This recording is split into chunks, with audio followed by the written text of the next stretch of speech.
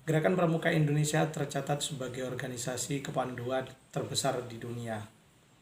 Dilansir dari WOSM, Kepanduan Dunia. Simak terus.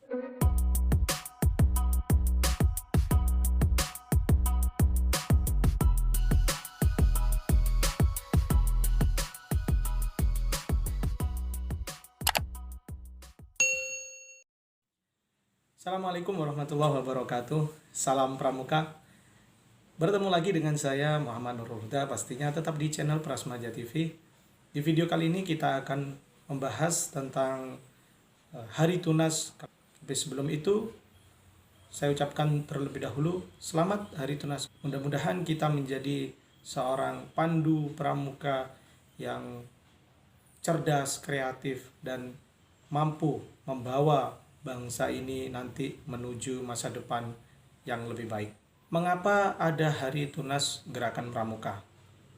Dan juga masih ada Hari Jadi Pramuka pada tanggal 14 Agustus 1961. Bahwa Insinyur Soekarno waktu itu mengumpulkan para pemimpin pandu, tapi sebelumnya, dulu zaman Insinyur Soekarno sebagai presiden, kepanduan-kepanduan yang ada di Indonesia memang terpecah sehingga menjadi beberapa kepanduan. Bahkan ada yang mengatakan 100 organisasi lebih dalam 3 federasi. Insinyur Soekarno ingin menyatukan kepanduan-kepanduan yang ada di Indonesia menjadi satu wadah, yaitu Gerakan Pramuka. Nah, di situ Insinyur Soekarno mengumpulkan seluruh para pemimpin pandu, dan di sana para pemimpin pandu diundang di Istana Negara sehingga Presiden Soekarno menyatukan seluruh gerakan kepanduan menjadi Gerakan Pramuka. Nah, dari sanalah tanggal 9 Maret ini ditandai sebagai Hari Tunas Gerakan Pramuka. Lalu untuk tanggal 14 Agustusnya sendiri, itu adalah Hari Jadi Gerakan Pramuka, yang dimana hari diresmikannya Gerakan Pramuka dan mulai dikenalkan di seluruh masyarakat Indonesia. Kali ini saya juga akan membahas tentang Tunas Kelapa. Tunas Kelapa ini yang menciptakan adalah Sunarjo Atmodipurwo.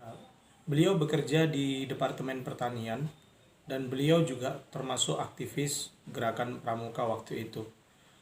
Menurut saya luar biasa pemikiran beliau, sehingga Pramuka dibuatkan sebuah lambang tunas kelapa yang dimana sangat relevan, sangat cocok dengan keadaan Gerakan Pramuka yang ada di Indonesia. Itu menurut saya yang sangat luar biasa, karena tunas kelapa sendiri itu menurut saya ya itu tadi memang cocok, betul-betul relevan dengan kegiatannya, dengan visi misinya, dan seluruh aspek komponen yang ada di Gerakan Pramuka itu sangat relevan sekali. Contoh saja, mulai dari akar sampai ujung pohon itu semuanya bermanfaat. Nah, yang pertama, Sunaryo Atmodipurwo menciptakan tunas yang dimana terdapat 2 tunas, yang satunya panjang, yang satunya pendek. Di sini melambangkan bahwa pramuka itu hanya ada panggilan kakak dan adik. Jadi di pramuka itu tidak ada bapak, tidak ada bibi, tidak ada ibu, tidak ada pak D, atau tidak ada kakek nenek. Yang ada hanya kakak dan adik.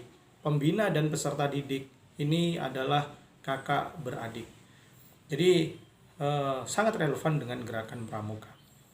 Yang kedua adalah tunas kelapanya. Tunas kelapa ini mampu bertahan hidup walau tidak ada air, walau tidak ada panas, tidak ada hujan.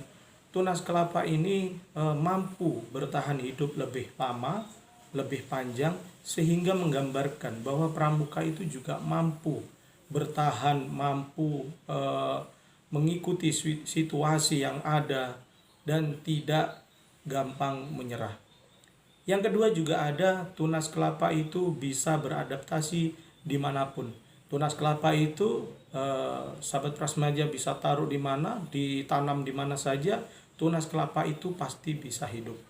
Di pesisir bisa hidup, di sawah bisa hidup, di tanah apa saja tunas kelapa itu juga bisa hidup. Digantung, ditaruh di bawah, semua tunas kelapa bisa hidup. Menandai bahwa gerakan pramuka, menandai bahwa anak pramuka juga harus bisa seperti tunas kelapa.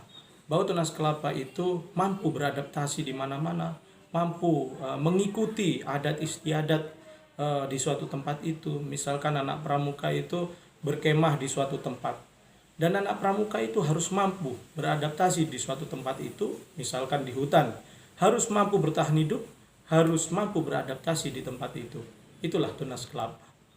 Yang kedua, terkait dengan bagian-bagian dari pohon kelapa. Ada akar yang kuat, maknanya adalah anak pramuka yang harus berpegang teguh kuat dengan pendiriannya, yaitu kode kehormatan pramuka, Trisatya dan Dasadharma. Ada juga kayunya, kayunya juga bermanfaat untuk membangun rumah dan lain sebagainya.